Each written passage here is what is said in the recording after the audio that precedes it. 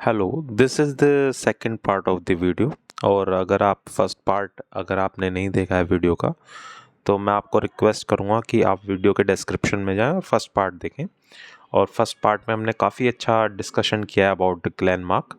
अगर आपने वो पार्ट नहीं देखा है तो मेरा रिकमेंडेशन रहेगा आप इसी वीडियो के डिस्क्रिप्शन में जा कर के या चैनल के प्लेलिस्ट में जा कर के ग्लेनमार्क का first part of the video देखें और फिर सेकंड पार्ट पे आएँ, तो आपको काफ़ी अच्छा इंसाइट मिलेगा और आप रिलेट कर पाएंगे चीज़ों को। चलिए शुरू करते हैं। फिर हमारी बात आ जाती है ग्लोबल कमर्शियल फुटप्रिंट, यानी ग्लोबली कंपनी जो बिजनेस कर रही है वहां से कितना कितना रेवेन्यू ले रही है।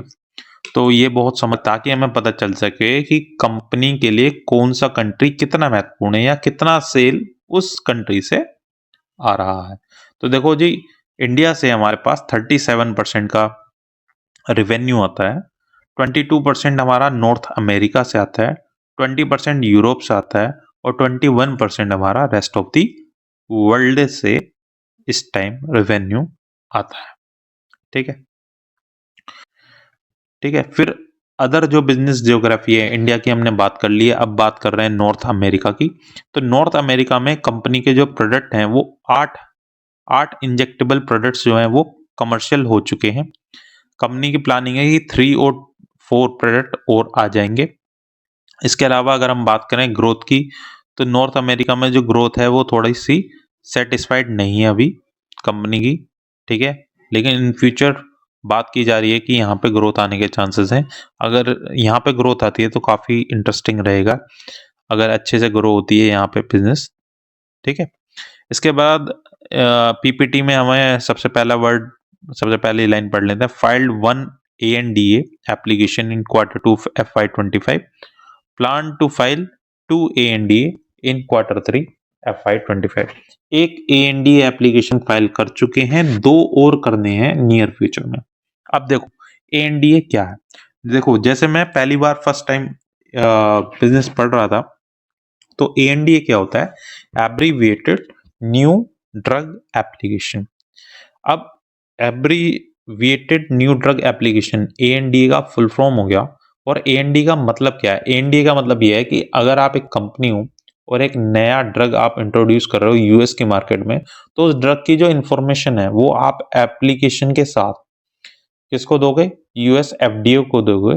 FDA क्या करेगा? उसको ड्रग को इंफॉर्मेशन को रिव्यू करेगा, तब वो डिसीजन लेगा आपको अप्रूवल देनी है या नहीं देनी। आपको अप्रूवल दे देगा तो आपको जो है लाइसेंस मिल जाएगा वहां पे मार्केट करने का उस ड्रग को। ठीक है, तो ANDA क्या है? बेसिकली एप्लीकेशन है जहां पे आप यूएस FDA को वो डेटा देते हो दवाई का और सॉल्ट का उसके, और इनपुट्स देते हो और उसको वो एनालाइज करते हैं। ठीक है, तो ANDA फॉर रिव्यू है ना। फिर इसके बाद आता है product launch in Q2 FY25। तो प्रोडक्ट लॉन्च कौन कौन से हुए हैं Q2 FY25 में? देखो, बेसिकली फार्मा में क्या होता है कि प्रोनाउंसिएशन काफ़ी डिफिकल्ट होता है, और फर्स्ट टाइम में फार्मा पढ़ रहा था तो मेरे को भी मुश्किल हुई थी, तो मैंने आप लोगों की वीडियो बनानी थी तो मेहनत की है, और मैंने काफ़ी डिटेल नोट भी की है, और जो प्रोनाउंसिएशन है वो लिख लिख के बार बार पढ़ने की कोशिश की है। तो मुझे लगता है कि आपको अभी तक बहुत अच्छा लगा होगा, और आगे आने वाले जो पार्ट है वीडियो के अंदर वो भी और अच्छे लगने वाले हैं। नॉर्थ अमेरिका के बाद मैं और भी बिजनेस ज्योग्राफी डिस्कस करने वाला हूँ, कंपनी के और भी बिजनेस बताने वाला हूँ कि कहाँ पे रेवेन्यू कलेक्ट कर रही है। इसके बाद हम प्रमोटर्स पे भी आएंगे, इसके बाद हम वैल्यूएशन के बाद पास भी आएंगे, रिस्क भी बताएंगे आपको, बताएंगे कि ओवरऑल पिक्चर की बिजनेस जमता है आपके लिए या नहीं जमता, मल्टीफोल्ड होगा या नहीं होगा, ये सब आइडिया आपको इसी वीडियो से मिल जाएगा। बने रहिए बिल्कुल।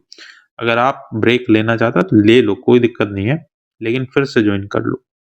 वीडियो पूरी देखो।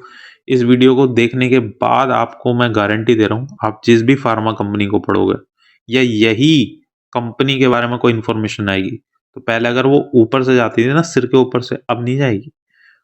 पूरी वीडियो देखने के बाद आपको दिमाग में आ जाएगी कौन सी चीज, कौन सा वेरिएबल, किस तरह से इंडस्ट्री, किस तरह से प्रोडक्ट काम करता है। कहाँ से रेवेन्यू आएगा, किस न्यूज़ से आपको डिसाइड होगा कि कितना रेवेन्यू बन सकता है, ये इस वीडियो से आपको पता चल जाएगा। तो हम कहाँ पे थे उसकी बात कर लेते हैं। तो देखो, product launch in Q2 FY25, second line पढ़ रहा हूँ की हाईलाइट की। तो इसमें प्रोडक्ट के नाम आ गए। पहला जो प्रोडक्ट आ रहा है हमारा, वो है हमारा टोपिरामेट कैप्सूल्स यूएसपी स्प्रिंकल। जो टोपिरामेट कैप्सूल है, ये यूज होता है मिर्गी के इलाज में, जिसे हम एक्लेप्सी कहते हैं, एक्लेप्सी के इलाज में यूज होता है।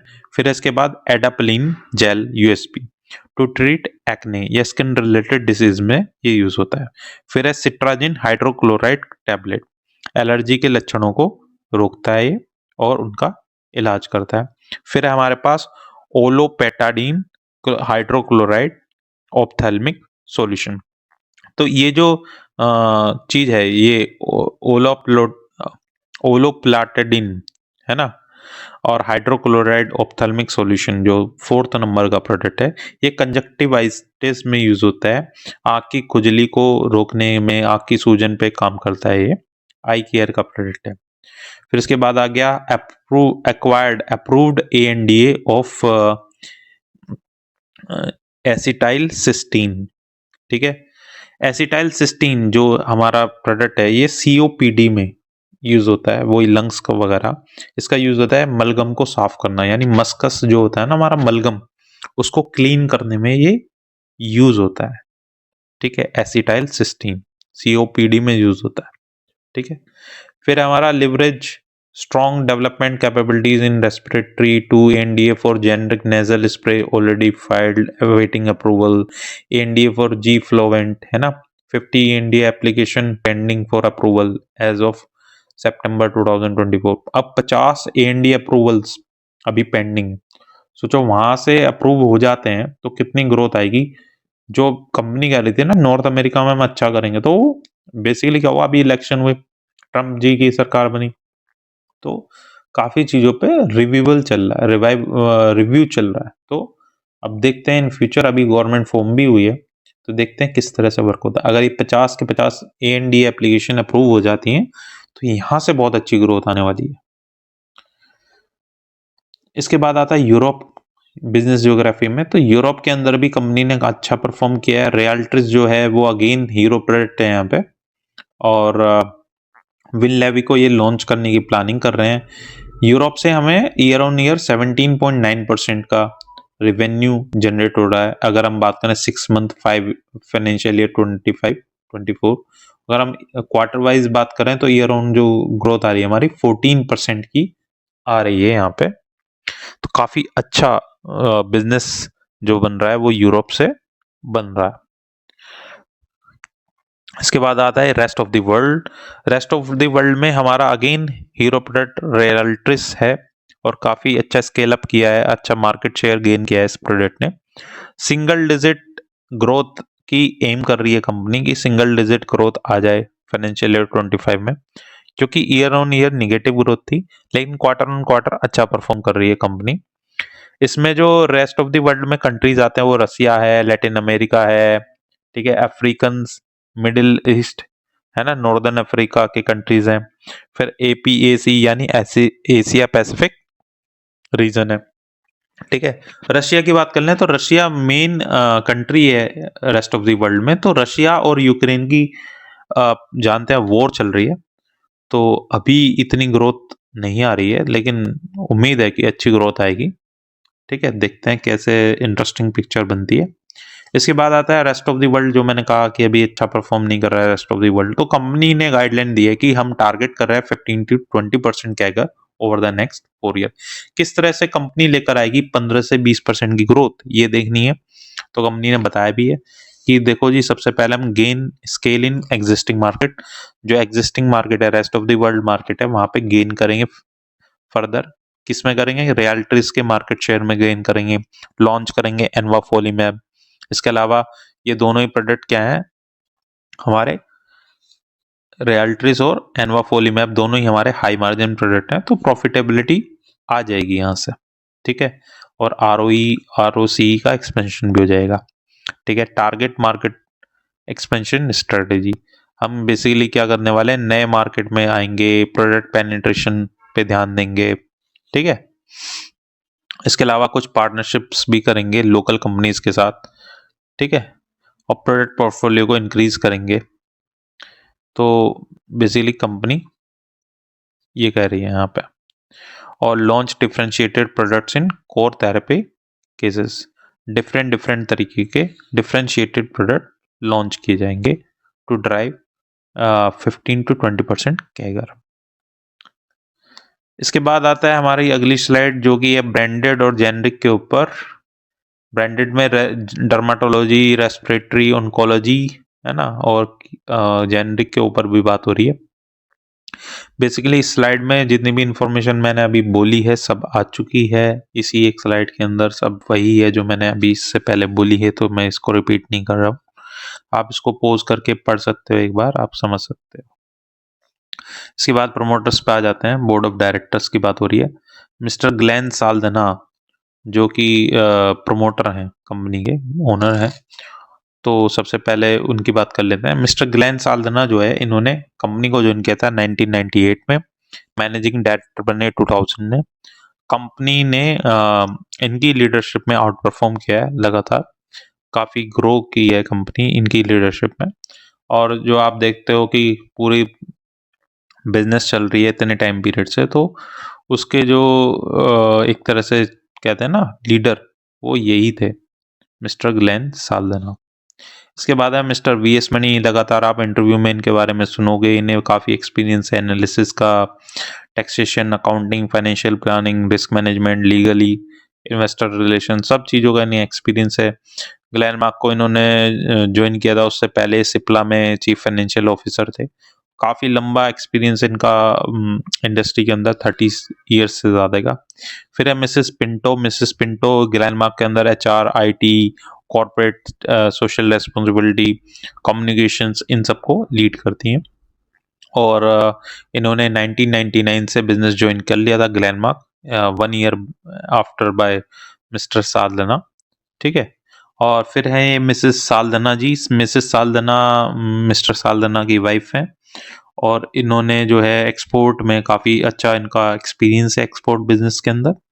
और 1982 से 2025 से एक्सपोर्ट्स को संभाल रही हैं। 23 ईयर्स इनको ऑर्गेनाइजेशन में हो गए हैं। फिर है mister V Desai. V Desai जो हैं एग्जीक्यूटिव डायरेक्टर रहे हैं कंपनी के, नॉन एग्जीक्यूटिव डायरेक्टर, इंडिपेंडेंट है ये। फाइनेंस, लीगल, IT फंक्शंस में इनका काफ़ी बड़ा रोल है। 37 ईयर्स का एक्सपीरियंस है, तो काफ़ी अच्छा मैनेजमेंट है कंपनी के पास। फिर हमारे प्रेसिडेंट एंड CEO क्राइल मिंटो, MD हैं IGI के, इक्नोस ग्लेनमार्क इनोवेशन। अब ये इक्नोस ग्लेनमार्क इनोवेशन क्या है? जो ग्लेनमार्क कंपनी है, इसने ऑन्कोलॉजी में, ऑन्कोलॉजी यानी कैंसर ट्रीटमेंट, इसमें डिफरेंट डिफरेंट तरीके के मॉलिक्यूल्स या दवाइयों को विकसित करने के लिए, दवाइयों को डेवलप करने के लिए लैब बनाई, जो कि जिसका काम था नए नए ड्रग डिस्कवरी। तो इक्नोज इनकॉर्पोरेशन जो इसी की सब्सिडरी समझ लो, तो उसके साथ इनका जॉइंट वेंचर है IGI, Ichnos Glenmark innovation. IGI combines strength from Ichnos and Glenmark. Basically Ichnos and Glenmark का कॉम्बिनेशन है IGI। करता क्या है कि स्मॉल मॉलिक्यूल्स या NBE यानी न्यू जो ड्रग हैं उनकी डिस्कवरी करता है फॉर ट्रीटमेंट ऑफ कैंसर और सॉलिड ट्यूमर्स, ठीक है। इसके अलावा कंपनी जो है R&D में खर्च करती है इसके ऊपर, ठीक है। अब अगर हम बात करें IGI के अंदर, तो IGI के अंदर जो प्रोडक्ट पोर्टफोलियो वो इस तरह से है कि इन्होंने जो डेवलप किए हैं प्रोडक्ट्स, या आप कह सकते हो डेवलप किए हैं एसेट्स, वो है ISB 2001, जो कि मल्टीपल माइलोमा को ट्रीट करने में यूज किया जाता है। ISB 2001 जो है वो मल्टीपल माइलोमा को ट्रीट करने के लिए यूज किया जाता है। अब बात आती है मल्टीपल माइलोमा क्या है। मल्टीपल माइलोमा कैंसर है प्लाज्मा सेल्स का। बेसिकली प्लाज्मा सेल्स जो होती हैं वो वाइट ब्लड सेल होती हैं in bone marrow. With this condition, जो मल्टीपल माइलोमा वाली कंडीशन है, उसमें होता क्या है कि जो ग्रुप ऑफ प्लाज्मा सेल्स हैं वो कैंसरस बन जाती हैं, उन कैंसर हो जाता है उन सेल्स में और वो मल्टीप्लाई होने लग जाती हैं कैंसरस सेल। तो उसकी वजह से क्या होता है कि डैमेज हो जाती हैं बोन्स, हमारी हड्डियां, इम्यून सिस्टम डैमेज हो जाता है, किडनी डैमेज होने लगती है और रेड ब्लड सेल का काउंट बढ़ने लगता है। और इससे होता है क्या है, bone pain, fever, loss of appetite, ये भी होने लगता है इससे। ठीक है, काफी जानलेवा भी हो जाते हैं ये बीमारी। और इनका जो ड्रग है ISB 2001, ये फेज 1 में है इस टाइम। इसको ऑर्फन ड्रग का स्टेटस मिला हुआ है। What is orphan drug? US का FDA जो है बेसिकली उसने ये स्टेटस दिया है ऑर्फन ड्रग का। ऑर्फन ड्रग क्या है कि यूएस के अंदर एक एक्ट है, ठीक है, उसके according US orphan drug act, उसके अकॉर्डिंग जो भी रेयर डिसीज हैं, रेयर कैंसर्स हैं, ठीक है, और काफी छोटी अमाउंट में लोगों को इफेक्ट करते हैं, यानी वाइड स्प्रेड नहीं है, बहुत ही रेयर है पहली बात तो, और रेयर होने की वजह से कम ही लोगों को इफेक्ट कर रहे हैं। तो यूजुअली कंपनी उनके ऊपर कोई प्रोडक्ट नहीं बनाती थी कि भाई हमारा प्रोडक्ट बिकेगा ही कितना और लोग सही भी होंगे नहीं होंगे, उन्हें बिजनेस से मतलब। तो उस चीज को काउंटर करने के लिए यूएस ने क्या किया कि एक एक्ट ले आए ऑर्फन ड्रग का कि आप इस तरह के ड्रग बनाओ, हम आपको मदद देंगे। कंपनी के लिए असल में फीजिबल नहीं हो पाता था क्योंकि सेल्स जनरेट नहीं होते थी। मान लो अगर आप क्रोसिन बना रहे हो बुखार के लिए, तो उतनी सेल्स आनी चाहिए ना जो बनाने की कॉस्ट भी निकले और आप आने वाले सालों तक रॉयल्टी या प्रॉफिट लेते रहो उस बीमारी से। अब क्योंकि ये बीमारी कम लोगों के लिए है और क्योंकि बीमारी रेयर है, तो वहां पे खर्चा बहुत ज्यादा हो जाता है बनाने के लिए। पहले तो नया ड्रग डिस्कवरी है, दूसरा वो सेल नहीं हो पाती, तो लोग नहीं करते हैं, कंपनीज नहीं करते, तो उसको इंसेंटिव देने के लिए ये ऑर्फन ड्रग का स्टेटस दिया गया। तो इसमें गवर्नमेंट इंसेंटिव देती है, मदद करती है फाइनेंशियली। फिर हमारा ISB 1442 जो डिफरेंट है ISB 2001 से। यहाँ पे क्या होता है, मल्टीपल माइलोमा और AML प्लांट। उसके बाद अगर आपको ये वीडियो पसंद आई है यूज होता और है, आप चाहते हैं कि भविष्य में भी हम ऐसे ही AML प्लांट क्या है, एक्यूट माइलोइड ल्यूकीमिया, समझाएं इट इज अ आपको टाइप ऑफ ब्लड बढ़िया तरीके से कैंसर आपको दैट अफेक्ट्स प्रेजेंट द करें बोन कंपनीज, मैरो तो एंड आप ब्लड। ये हमारे ब्लड चैनल कैंसर को ही सब्सक्राइब है कर जो सकते कि हैं ब्रोन मैरो को और हमारे ब्लड चैनल को का नाम है बिग प्रॉफिट्स। अफेक्ट करता है, ठीक है। इसके तो बाद है हमारा उसको सब्सक्राइब कर लीजिए, बेल आइकन को दबा दीजिए। नेक्स्ट आप किस इंडस्ट्री के ऊपर या इसमें किस जो कंपनी के इन्होंने ऊपर ड्रग वीडियो बनाया चाहते है हैं IGI ने, ये प्री जरूर से मेंशन क्लिनिकल करिए। अगर फेज आपने में है, पूरी वीडियो देखी है तो प्री जरूर से क्लिनिकल हमें फेज बताएं कि यानी मैंने यहाँ पे पूरी वीडियो देखी है। जो है ओके, बेसिकली इसके बाद मैं पोटेंशियल चैनल में कैंसर ट्रीटमेंट ड्रग हैं ये, दैट डिस्क्रिप्शन आर में 1-2 वीडियो का करंटली लिंक दे दे रहा बीइंग हूँ। स्टडीड इन म्यूचुअल फंड के ऊपर वीडियो लैबोरेटरी, बनाई हुई है, ठीक है। उसको ये जाके इस पे देख लीजिए। क्लिनिकल या human Tilak Nagar clinical industry जो ट्रायल्स नहीं हुए, एल्कोहल के उससे ऊपर पहले है, लैब उसके में ऊपर हमने टेस्टिंग वीडियो चल रही है बनाई है। यहाँ पे। जीनस पावर और इंफ्रा सॉलिड ट्यूमर से जो कि रिलेटेड है, smart meter solid theme tumours के मैं ऊपर बता है चुका हूँ बिजनेस, व्हाट इज उसके सॉलिड ऊपर हमने ट्यूमर, वीडियो बनाई है। टाइप ऑफ नेक्स्ट कैंसर आप दैट किस तरह फॉर्म्स की ए वीडियो चाहते हैं वो अभी आप मेंशन एबनॉर्मल कर सकते मास हैं। ऑफ टिश्यू इन अगर द आप स्टॉक बॉडी, मार्केट में एबनॉर्मल इन्वेस्टर हैं, टिश्यूज बना अगर देते आप हैं बॉडी चाहते के अंदर, हैं तो कि आप फंडामेंटली काफी कंपनी के रिस्की हो ऊपर जाता है हैं, यहाँ पे, रिसर्च करें, तो ठीक है। मैं आपकी हेल्प कर इसके सकता बाद हूँ। हमारे पास दो पूरा फ्री ऑफ इन्होंने कॉस्ट है, पार्टनर आप चैनल को एसेट्स हैं सब्सक्राइब कर लो, जो बनाई है बेल IGI ने, आइकन एस्ट्रिया के नोटिफिकेशंस साथ को और ऑन कर लो, एमिरेल के साथ। कमेंट सेक्शन में तो लिख दो आपको जो क्या दो चाहिए अगला। प्रोडक्ट्स हैं हमारे, ठीक है, वो अगर है आप पोर्टफोलियो टेलाजोर रिव्यू कराना चाहते लीमैप, हो तो वो भी जो मैं कर कि सकता हूँ। एटॉपिक टेलीग्राम डर्मेटाइटिस में चैनल को यूज हमारे किया फॉलो जाता है। कर लो, एटॉपिक लिंक दिया हुआ है। डर्मेटाइटिस जो वहाँ है पे कि मैं रोज मेन नए नए तौर पे अपडेट्स देता जो रहता हूँ। आमतौर पे इसको एक्जिमा के नाम थैंक से जाना जाता है, त्वचा की पुरानी बीमारी है जिसमें खुजली, सूजन वगैरह आती है, यानी जो स्वेलिंग होती है, खुजली वगैरह आती है स्किन के अंदर, तो वो जो कंडीशन है उसको एटोपिक डर्मेटाइटिस कहते हैं, एक्जिमा की कंडीशन है। तो उसके लिए ये ड्रग है टेलाजोरलीमैब, जो कि फेज 2 में है और एस्ट्रिया के साथ पार्टनर करके बन रहा है, ठीक है। तो इस तरह से हमारा जो प्रोडक्ट पोर्टफोलियो है। फिर एक और है ISB 880, जो कि बेसिकली इन्फ्लामेटरी डिसीज के लिए यूज होता है, ठीक है। ये भी पार्टनर्ड एसेट है IGI का। ओके दोस्त,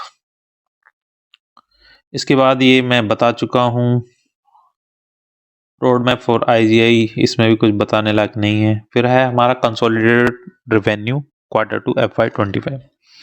रेवेन्यू के एनालिसिस कर रहे हैं। इंडिया में जो रेवेन्यू हमारा आया है 2024-2025 का, वो 12,817 करोड़ का है, और 2023-2024 में 11,250 करोड़ था, 52 करोड़ का था। ईयर ऑन ग्रोथ यानी 13.9% की आई है इंडिया के बिजनेस से। नॉर्थ अमेरिका में थोड़ा डाउन हुआ है बिजनेस की ग्रोथ। यूरोप में 14.6% की ग्रोथ आई है, ठीक है।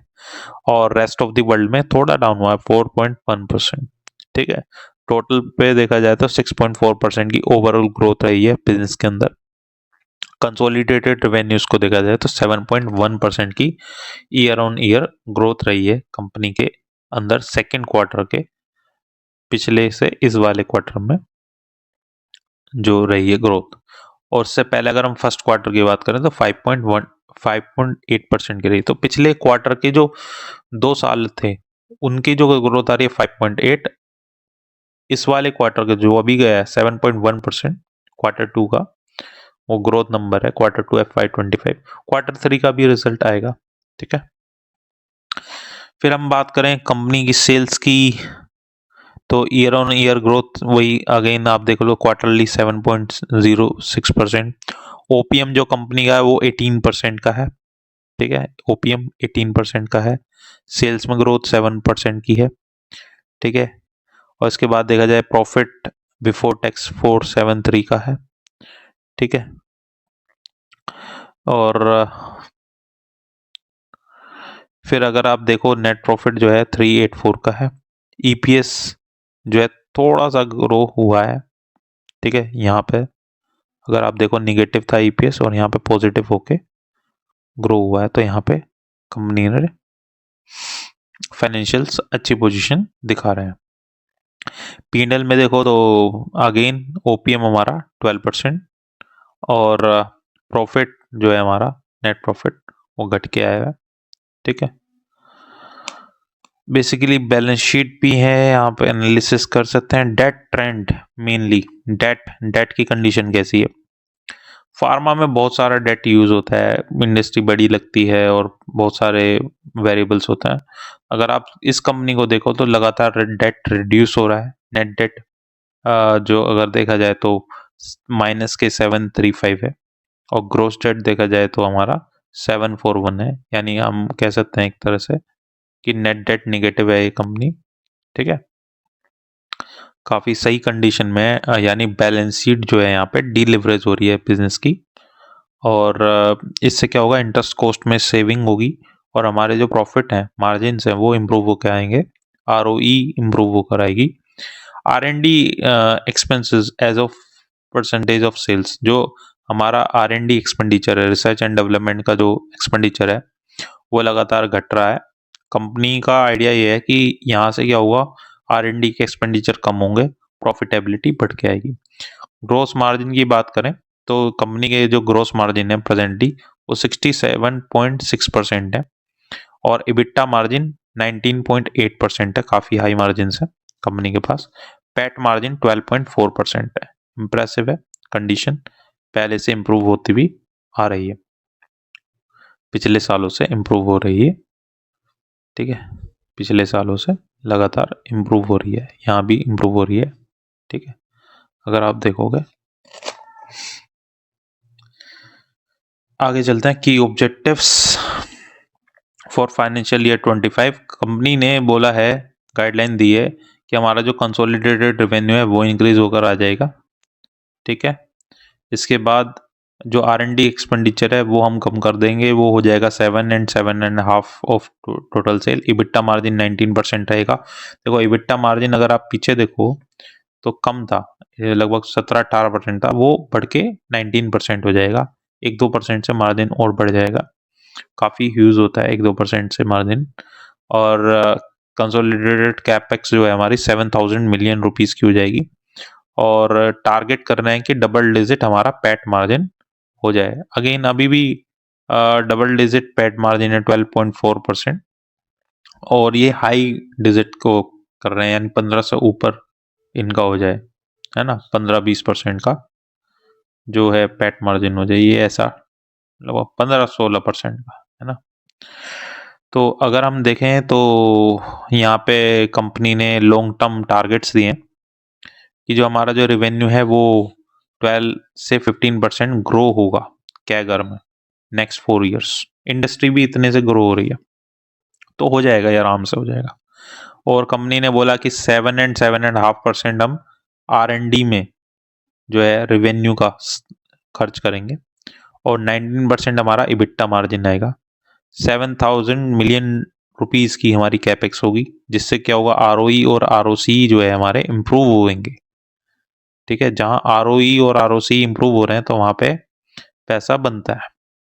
फिर जो हमारे जो वेल्थ शेयर होल्डर्स की होगी वो 15 से 20% का रिटर्न आ जाएगा। ये कंपनी बोल रही है, मैं नहीं बोल रहा। मैं इसलिए नहीं बोल रहा क्योंकि सेबी ने बोला हुआ कि आपको नहीं बोलना। ओके, बाकी आप अपना स्टडी करो, सब लिखा हुआ है, समझदार को इशारा काफी। ठीक है ना, आप अपना स्टडी करो भाई।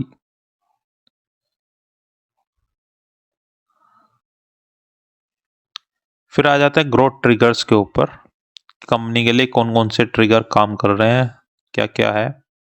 फिर आ जाता है ग्रोथ ट्रिगर्स के ऊपर, कंपनी के लिए कौन कौन से ट्रिगर काम कर रहे हैं, क्या क्या है कंपनी के लिए। मार्जिन एक्सपेंशन, जैसे मैंने बोला मार्जिन एक्सपेंशन हो रहे हैं, ये भी ग्रोथ ट्रिगर है कंपनी के लिए। कैसे, ब्रांडेड प्रोडक्ट की तरफ जा रहे हैं जेनरिक से। ठीक है, 60% था, 70% की तरफ जा रहे हैं। ये आप पोज करके पढ़ सकते हो, मैं फटाफट बोल रहा हूँ, वीडियो लंबी हो रही है इसलिए। ऑपरेशनल एफिशिएंसी इंक्रीज हो रही है, जैसे जो हमारा जो मोनरे का प्लांट है और गोवा का जो प्लांट है वहाँ पे क्वालिटी इश्यूज चल रहे हैं, तो आने वाले टाइम में वो ठीक हो जाएंगे, वहां से भी सेल्स आने लगेगी, मतलब प्रोडक्शन होने लगेगा।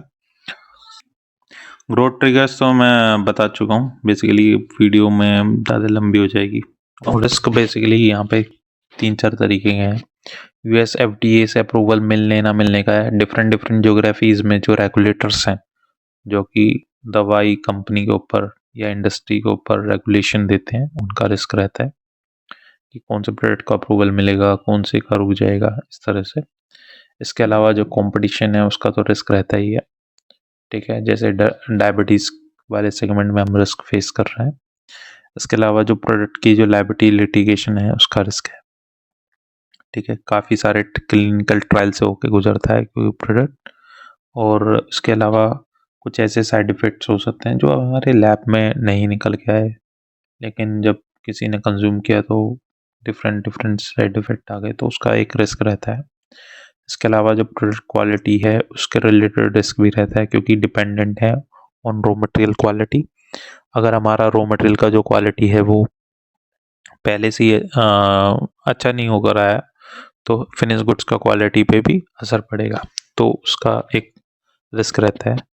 इसके अलावा डिस्ट्रीब्यूशन का भी रिस्क रहता है कि प्रोडक्ट हमने लॉन्च तो कर दिया लेकिन डिस्ट्रीब्यूशन हर जगह उस तरीके से नहीं हो पाता। ठीक है, प्रोडक्ट को जो है ना, कोई डॉक्टर किसी प्रोडक्ट को रिकमेंड कर रहा है, हमारे वाले को रिकमेंड नहीं कर रहा, तो काफ़ी रिस्क उसका रहता है।